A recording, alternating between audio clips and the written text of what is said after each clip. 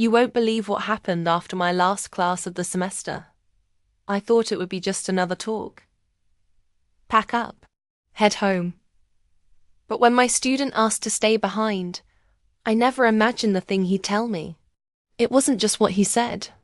It was the way he looked at me when he said it. I've been teaching for over 3 decades, but nothing got me ready for that moment. Before I start, tell me, from which cities are you watching? I always love hearing where you're tuning in from. Let me take you back to that day. It was the last Thursday of the term, and the school grounds were really quiet. Most kids were already thinking about other stuff, ready to run off into summer break. I had just finished my final talk of the semester, about comparing books with a bit of old ideas mixed in, the kind of topic that makes the older kids lean forward and the younger ones wiggle around. I like that mix. At 63, I've gotten good at reading a room. I can tell who's there to just get by, who's really into it, and who's trying to figure out who they are through every book we read. William was the last kind, curious, quiet, but with something bubbling under the top.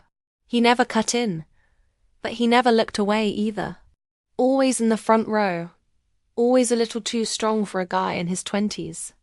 That day, when the class ended and the noise of bags and chairs filled the room, William stayed sitting. I saw it right away. I always see. I was picking up my books, putting my glasses into my bag, and when I looked up, there he was, still sitting there, his eyes stuck on the desk in front of him. "William," I said gently, not wanting to scare him. He looked up fast, like he just woke from a dream. "Professor Barbara, do you have a moment?" There was something careful in his voice, not scared, but thoughtful, measured. "Of course," I replied, a little more curious than I showed. "Is everything all right?" He waited a bit, then nodded. I've been meaning to talk to you. I didn't want to do it during class." We were alone now. The classroom had cleared out. The hallway outside was quiet. The hum of the old lights up top gave the room a soft, buzzing quiet. I pointed to the chair beside my desk. "Go ahead," I said. "Take your time." He stood up instead of sitting, walking to the window, then back again. His moves were full of energy he didn't know what to do with. "I know this is probably not right for school," he started. "And I don't mean any bad feelings, but I've been thinking about this for weeks, months, really." I sat still, watching him carefully. My heart beat a little faster, not out of worry, but out of a strange feeling. Something in the air had changed. It wasn't just a student-teacher talk anymore. There was more. He finally stopped walking and looked right at me. His eyes were darker than usual. Or maybe it was just the shadow of the afternoon light coming in through the blinds. "You probably don't remember the first time we spoke." He said it was after the talk on the age of innocence. "You told me I had an old soul." I did remember. I remembered the slight smile on his face when I said it, like he wasn't sure if it was a nice word or a gentle joke. That comment stayed with me. He continued, not because it was nice, but because I felt seen, and not just as a student. There was a long pause. I should have cut in. I could have laughed it off, changed the topic left, but I didn't. I just listened. William stepped a little closer. He wasn't scary. Quite the opposite. He was open in a way that caught me completely by surprise. "You make me feel something I haven't felt in a long time," he said. "Like I can actually be understood. Like I don't have to pretend." I sat back, swallowing the lump that had formed in my throat. I had no plan for this moment. I had spent many years as a helper, a guide, a listener. I was always the one with answers, the one with calm. But suddenly I was just a woman. "William," I began, and I could hear the weight in my own voice. He held up his hand gently, with respect. "I'm not asking for anything," he said quickly. "I just needed you to know. I needed to say it out loud at least once before the semester ended. You don't have to respond. I didn't want to walk away and feel bad for never telling you. My lips parted, but I didn't speak. There are moments in life when quiet feels heavier than any words. And in that classroom, with the fading light, casting long shadows across the board, I felt the truth of what he said settle between us. Not uncomfortable, not wrong, just honest. He finally smiled, a soft, sad kind of smile, then stepped back. "Thank you for listening," he said. "That's all I needed." And with that, he turned and walked toward the door. But before he could open it, I found my voice. "Wait," he turned. And in that moment, one that I'll never forget, I saw him not as a student, but as a man, and I had no idea what I was going to say next. "Wait," I repeated, and I was just as surprised to hear my voice as he was. My hand hovered in the air, unsure of whether to wave him back in or let it go. He paused, one hand still on the doorknob, the late afternoon sun from the hallway casting a warm glow behind him like something out of a dream. He didn't speak. He waited. So I stood slowly, carefully. My body moved as if in slow motion, not from waiting, but from the big feeling of what I was about to allow. "I'm not sure I know what I'm doing," I said with a soft smile, mostly to myself. He turned fully back toward me, the door clicking shut behind him with a final sound that settled heavily in the room. "You don't have to know," he said. "Neither do I nodded, taking that in. How strange it felt to not be the one with the answer. How strangely freeing. I've been teaching for almost 35 years. I began moving slowly around the desk, arms crossed, loosely over my chest, half guarding my feelings. I've seen students come and go, eager and lost, smart and not focused. And some I remember long after grades are done. You, William, you've stayed in my mind." His eyes held mine. "Not strong now, but open there. It's not the age," I added before he could say anything. "It's never been about that. It's the way you listen. The way you look at people like they matter. Like you're trying to see something deeper. That's rare, especially these days." He took a careful step toward me, and I didn't move back. There was no hurry in the air, just a pull, soft pulling pull that neither of us needed to name. "I never wanted to cross a line," he said, his voice lower now. "Not with you." "You haven't," I replied. "But I think maybe I have." He shook his head gently. "No, you were just honest." There was a small quiet after that. Not awkward, but thick with feelings neither of us knew how to sort out.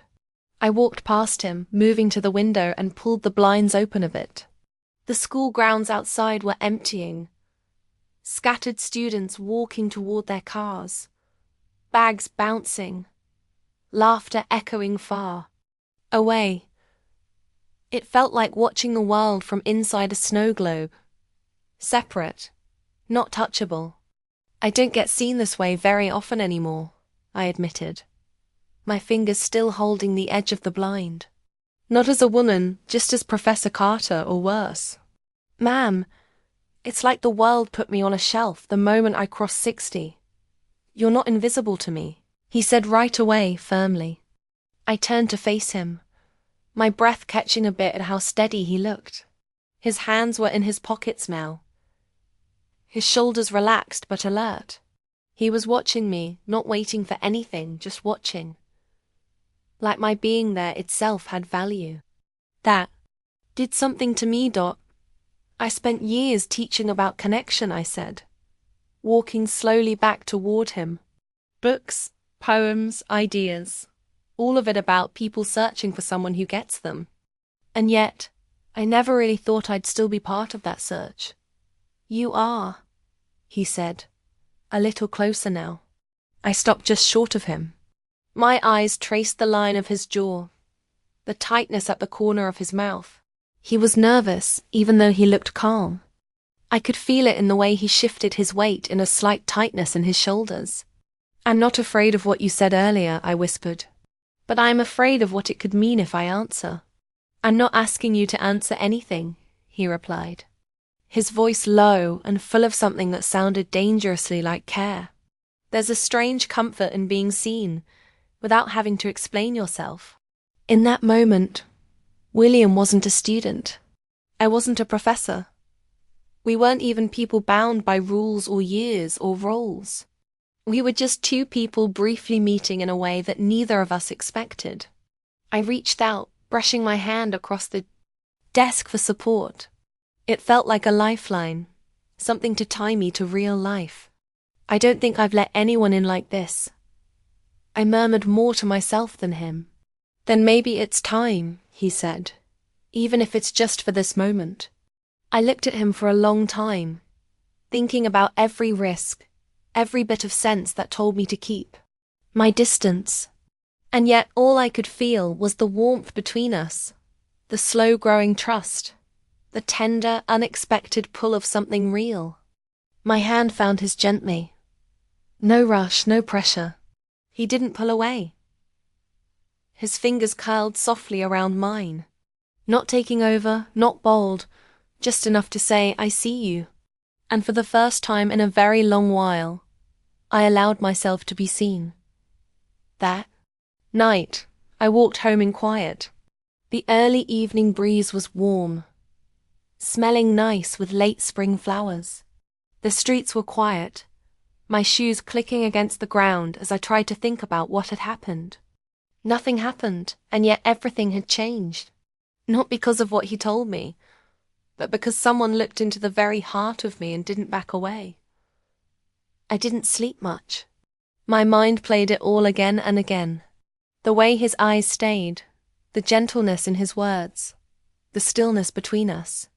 And one question kept coming up through the quiet of my room. What do I do next?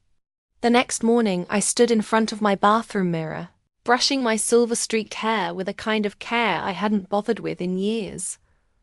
I don't know what came over me, but everything felt different. My skin still held the memory of his touch.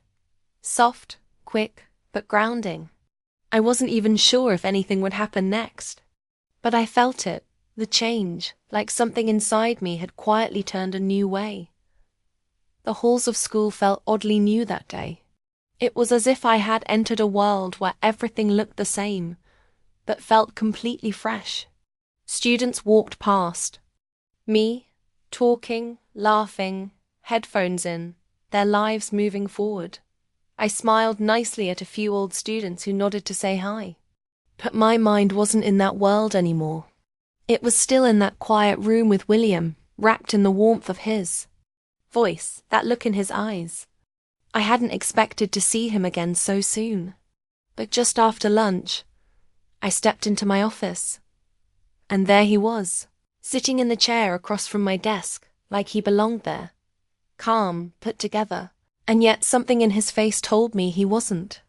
Sure he should be. "You left the door unlocked," he said gently. "I suppose I did," I replied, trying not to smile too much. He stood, his tall body casting a shadow across my desk. There was a stillness to him, a quiet sureness, but I could tell he was waiting to see how I'd take him being there. Would I pretend nothing happened? Would I be all teacher again? Push him back into the role of student? I closed the door behind me slowly, on purpose. "It's just us now," I said. And he let out the softest breath like he'd been holding it since the second I walked in. "I didn't know if I should come," he said, stepping a little closer. "I'm glad you did." I hadn't planned to say that. I hadn't planned anything. But in that moment, I realized I didn't want to go back to how things were before. I didn't want to stuff all of that quiet, delicate feeling back into the box of what-ifs. I wanted to understand what this was, even if it scared me.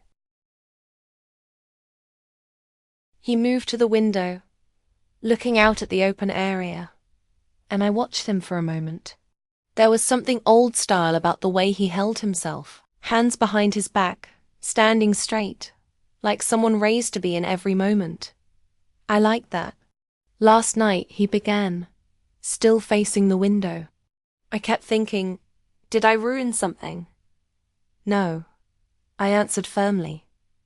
He turned. I don't regret anything you said, I continued.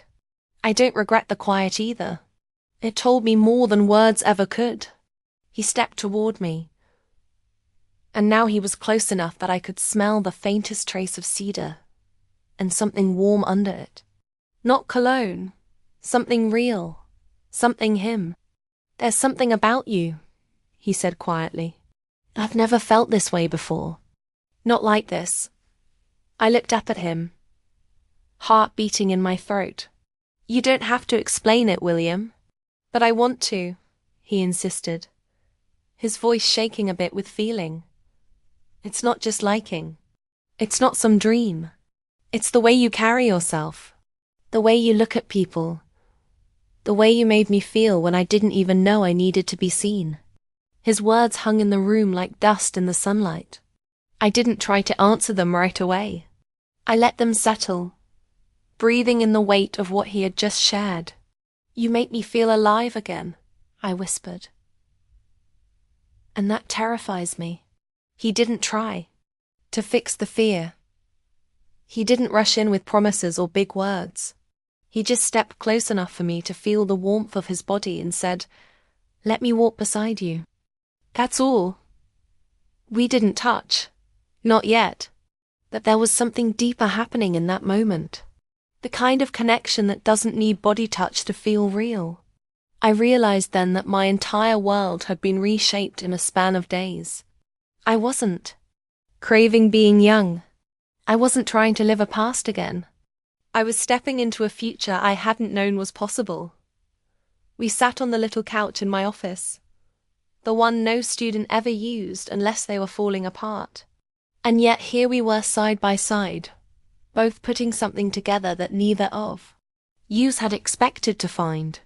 He asked questions, real ones, about my life, my past, my favorite books, the story behind the small photo on my shelf of a younger version of me holding a newborn, my daughter now grown and living across the country.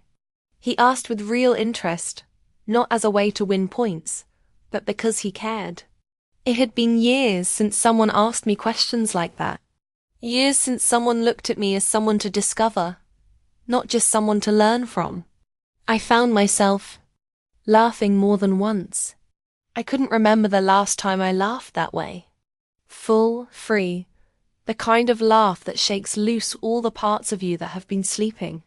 The afternoon light began to fade, casting shadows through the blinds. I hadn't even noticed the time. We'd been talking for hours, lost in something that didn't have a name yet. I should go, he said eventually, his voice softer now. But can I see you again outside of this? I paused, not out of doubt, but to really feel the moment. Yes, I said, but not as professor and student. He nodded. Agreed. I stood to walk him out. And this time when our hands touched, we didn't let go right away. It was simple. No big show. Just two people holding on. After he left, I sat back down on the couch and closed my eyes. I didn't know where this would lead. I didn't even know if it would last. But I did know this. For the first time in a long, long time, I felt like the story of my life wasn't over. Something new was beginning, and I wasn't afraid to turn the page. The days that followed passed like parts in a book I didn't want to end. William and I met. Again, not on school grounds, not in my office, but in a quiet corner of a little bookstore cafe just outside town. It was one of those places with chairs that didn't match, worn wooden floors, and a chalk menu that never really changed. We sat tucked away in the back, with the smell of old books mixed with the rich smell of coffee, and the world felt far away. He was already there when I arrived, waiting with 2 mugs, and that same patient, steady look in his eyes. He stood, when he saw me as if it were natural. No one does that anymore. You remembered I take it with cream, I said, surprised. He smiled. Of course I did. We talked. Not about what had happened, not right away. We talked about the small things, music, family, our first heartbreaks. He told me about his younger brother and how he used to walk him to school every morning when their mother worked. Double shifts. I told him about the summer I spent in Paris after my divorce. How I thought it would heal me, but instead just left me more aware of my alone time. That the space between us had changed. We weren't carefully circling something anymore. We were in it. At one point, he reached across the table and lightly brushed a crumb off my lip with the pad of his thumb. It was the smallest move, quick, innocent, but I felt it like a spark up my back. That night he walked me to my car. It was late. The cafe had emptied out, the street quiet. A soft breeze tugged at the hem of my coat, and I watched as he waited. By the passenger side, unsure. You want to say something, I said, leaning back against the door. I do, he admitted. But I don't want to ruin the pace we found. Say it anyway, he stepped closer. I don't want this to be temporary. The wind moved my hair across my cheek. I didn't brush it away. I don't either, I said. But I'm afraid of what that means. He nodded, letting the quiet settle. Then, with the softest voice, he asked, Can I kiss you? I didn't answer with words. I leaned in, letting my hand rest gently on the back of his neck as I closed the space between us.